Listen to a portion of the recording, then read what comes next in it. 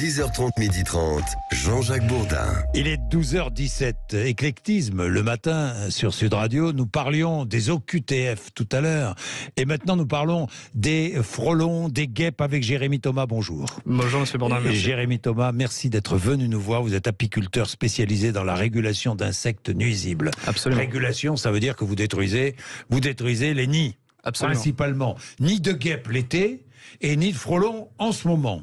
Parce qu'en ce moment, il y a de moins en moins de guêpes, pratiquement plus de guêpes, mais il y a beaucoup de frelons.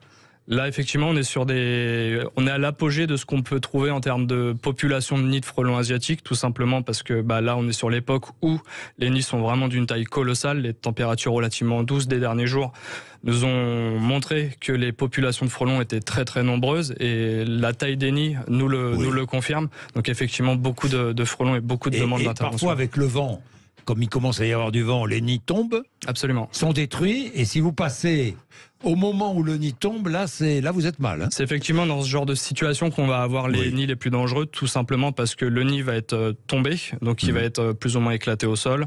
Les frelons seront dans un comportement de panique absolument total, et c'est là aussi par malheur un promeneur, un passant ou quelqu'un s'approche trop près du nid qui est au sol sans le voir, les attaques là sont vraiment d'une violence rarissime. Cette saison, vous avez détruit plus de nids de guêpes ou de frelons que d'habitude ?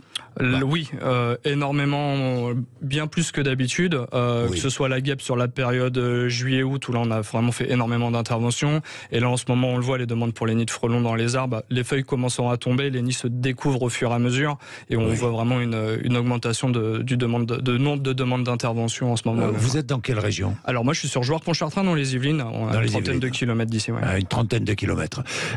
Jérémy Thomas, comment détruit-on un nid de guêpe ou un nid de frelon ? D'abord, si on détecte un nid de guêpe ou de frelon chez soi, il est évident qu'il faut faire appel à un spécialiste. Absolument. Ou aux pompiers éventuellement. Alors les pompiers, je parle pour le département des Yvelines, sur tout ce qui va être domaine particulier, n'interviendront plus. Ça va être soumis sous certaines conditions, notamment tout ce qui va être public. Ensuite, faire appel à un professionnel pour une raison simple et évidente, c'est qu'aujourd'hui on a trop d'accidents bêtes et souvent mortels. On le voit dans les faits divers assez régulièrement, malheureusement, de gens qui veulent, malgré le coût d'une intervention, chose que j'entends, veulent faire par leurs propres moyens avec des produits qu'ils peuvent trouver dans le commerce ou en grande surface. À savoir que nous, professionnels, nous n'utilisons jamais, et je dis bien jamais, des produits que vous pouvez trouver en grande surface.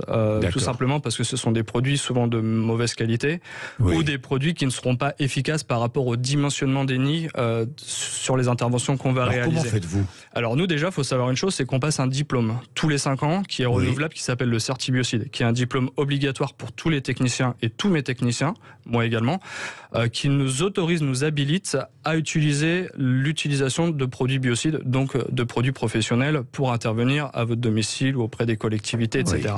Ça, c'est une première chose. Ensuite, en termes de technique, tout va dépendre réellement de où se situe le nid. J'allais dire, si vous avez un nid sous toiture ou si vous avez un nid dans un arbre, comme c'est le cas en ce moment sur des hauteurs qui peuvent aller jusqu'à 20 ou 30 mètres, on va pas forcément utiliser la même technique et on va pas forcément utiliser les mêmes produits. À savoir qu'aujourd'hui, nous, on a fait le choix depuis plusieurs années d'utiliser des produits qui sont plus respectueux. Aujourd'hui, on a des labos français qui mettent au point des produits toujours dans le souci d'améliorer la qualité, environnementale. Donc nous, on a 2 types de produits. Pour faire simple, on a un produit qu'on appelle la permétrine, qui est un produit qui a une action lente mais diffuse sur plusieurs dizaines de jours, voire même 90 jours. C'est un produit qu'on va majoritairement, par exemple, utiliser pour des interventions sous toiture. Pourquoi ? Parce qu'on va chercher à avoir un effet sur le long terme. Quand on va utiliser, par exemple, le Pyrète, qui est un autre produit plus respectueux, on va injecter ce produit dans les nids, dans les arbres, parce qu'on ne veut pas avoir d'effet à long terme pour la biosphère. Et de ce fait-là, on a une intervention qui est quand même beaucoup plus propre. Quels sont les plus gros nids que vous ayez vus ? Je pense que c'est cette année qu'on a vu vraiment les plus gros nids, comme vous pourrez le voir sur mes réseaux sociaux.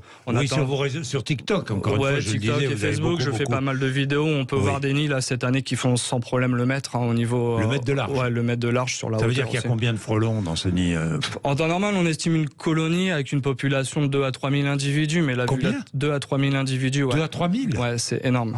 Ah oui, d'accord. Mais là, cette année, moi, je pense que vu la taille, on est sur des populations qui sont bien plus importantes que ça. Maintenant, vous le quantifiez, ça serait des milliers de frelons dans un nid, des milliers de frelons. C'est-à-dire que si par hasard vous passez à côté, si le nid est détruit, là vous êtes... C'est pour ça que... Parce que le frelon, la guêpe est plus envahissante. Envahissante. Vous déjeunez dehors, vous êtes, s'il y a des guêpes, elles viennent.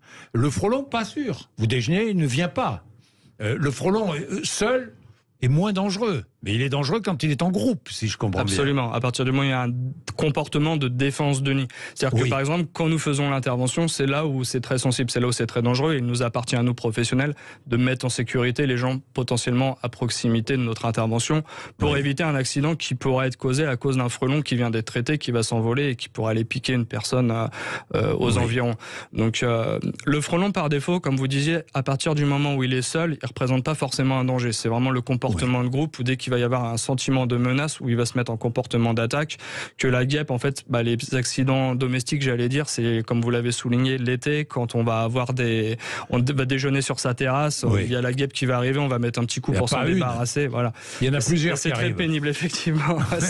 Le problème avec les guêpes, c'est qu'il y en a plusieurs, quoi. C'est ça, donc on a vite fait d'être embêté. Et pourquoi on n'est pas trop embêté avec le frelon asiatique, c'est que pendant la période d'été, en fin de compte, c'est pas à cette époque-là où ils ont un besoin énorme en termes de nourriture. Là, on est vraiment sur une période où, comme je le disais, les nids... C'est donc l'automne, le frelon asiatique. C'est ça, exactement. Là, on est vraiment dans la période où c'est compliqué. Pour les abeilles, c'est compliqué. Pour les abeilles, parce qu'ils... L'apiculture en général. Parce qu'ils attaquent. Absolument.